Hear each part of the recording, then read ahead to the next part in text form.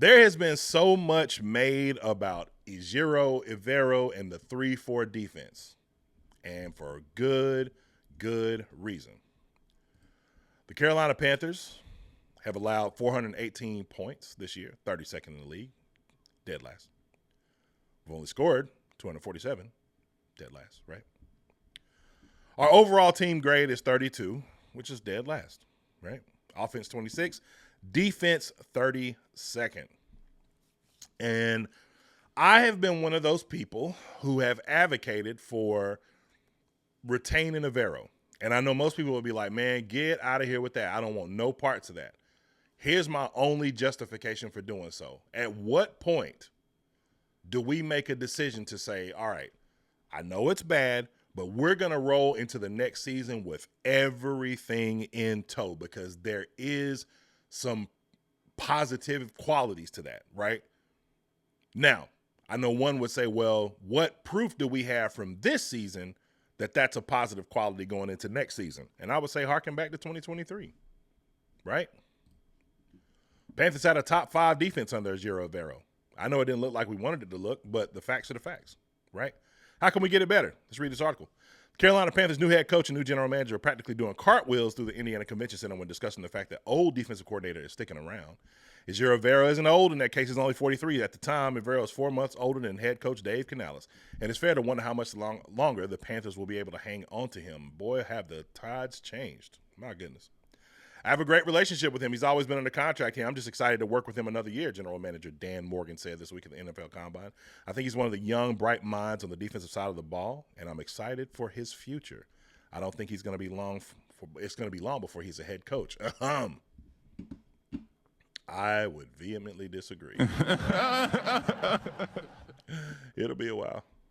Evero interviewed for 3 head coaching vacancies, including the Panthers, after directing the top 5 defense in 2023, when the defensive success stood in stark contrast to the league's worst offense. Canales was hired in part to get the most out of quarterback Bryce Young, and Morgan said Tuesday the Panthers will be looking at playmakers at wide receiver and improved depth and competition along the offensive line. But Evero's defense can also get better in his second year in Charlotte. Here's how. Now, this is what's interesting. And this is part of why I made the decision when I said that we should retain him personally, because of some of these facts. Because here's the reality.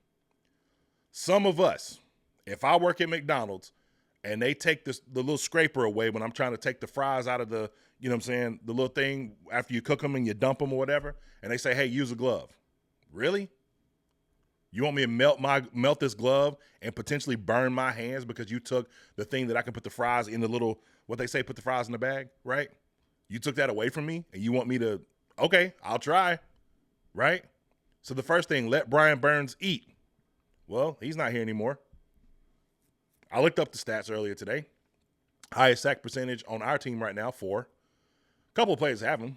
Jadeveon Clowney's got 4. DJ Wanham's got 4, which is pretty impressive considering he missed a great deal of the season. Deshaun Williams, rather, has 1. Ashawn Robinson, I think, has 1, or well, he might have 3. Excuse me. He's got 4. I'm sorry, I just said that. My apologies. But the point is that when that kind of production, it's not just the sacks, it's also the pressures, walks out of the room. Like, they had a plan, right? And part of the plan worked, but unfortunately some of the other plan didn't work. Like, for example, if you were going to allow someone like Brian Burns to really, really eat, and this is, I've seen people post the stats of Brian Burns this year in New York, and I think he's got like 7 or 8 sacks or something like that.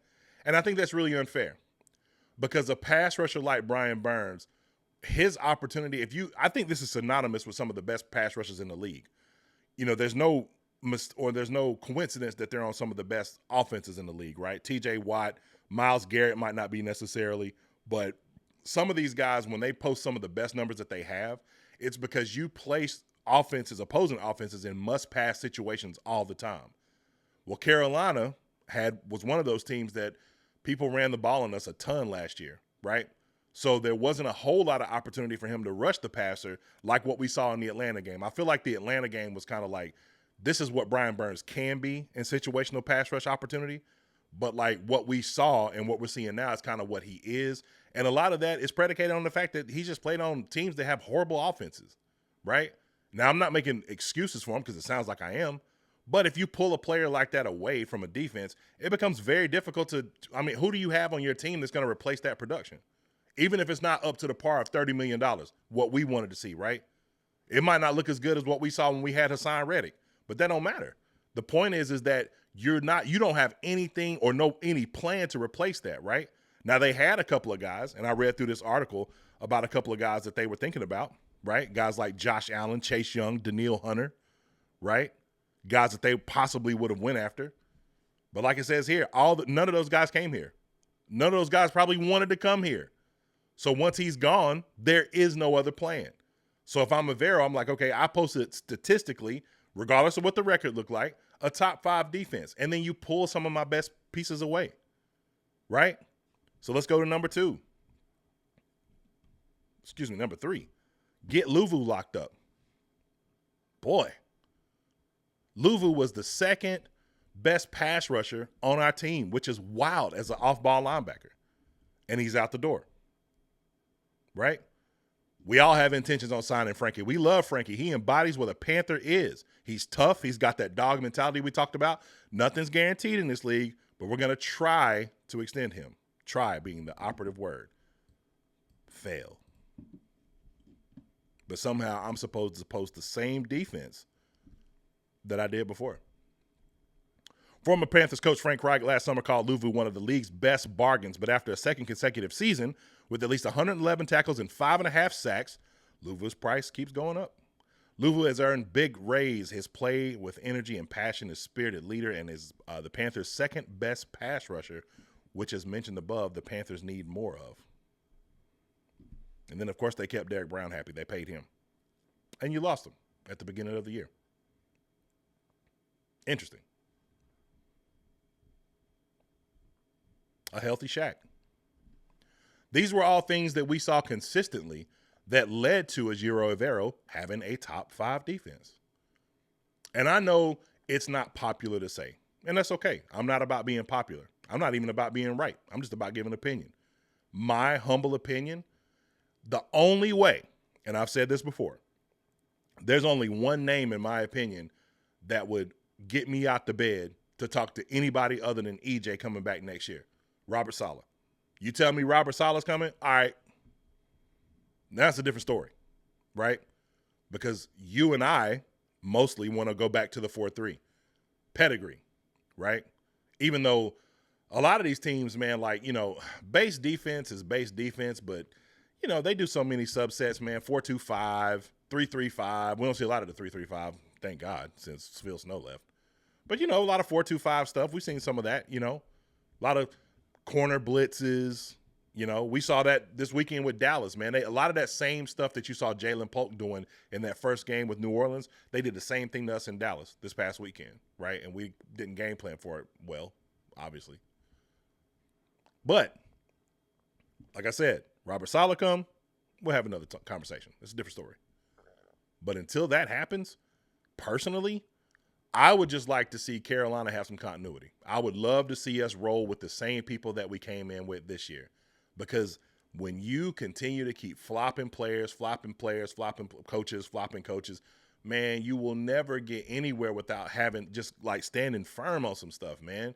Like I think about the Bengals, for example, right? Zach Taylor has the Bengals. They go 2-14 and they look up and get Joe Burrow. Nobody saw Joe Burrow coming. If you say you did, you were lying, right? Because that first year at LSU, that second year at LSU, legendary, right? So then they get Joe Burrow, and then 2 seasons after they're in the Super Bowl, right? But they kept everybody. Just because Zach went 2-14, they didn't run him out of town. They kept everybody. And that meant something for what they had. They had an infrastructure in place so that when Joe Burrow came in, he wasn't having to worry about okay, are we going to lose this DC tomorrow?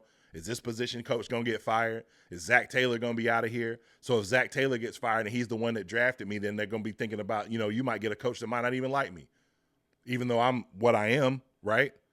A lot of that stuff matters in the development of these guys' careers. We don't want to think that because as fans, we just want to win. You know what I'm saying? That's what we think about more than anything else. I do not care about what happens as far as development and stuff like that is concerned. When are you going to finally post a 500 record for the 7th year? My gosh, right? That's why I said in that song, a fan base that sees it as an utter disgrace. Just be patient with them. They don't deserve it, but it's on you. You got to earn it.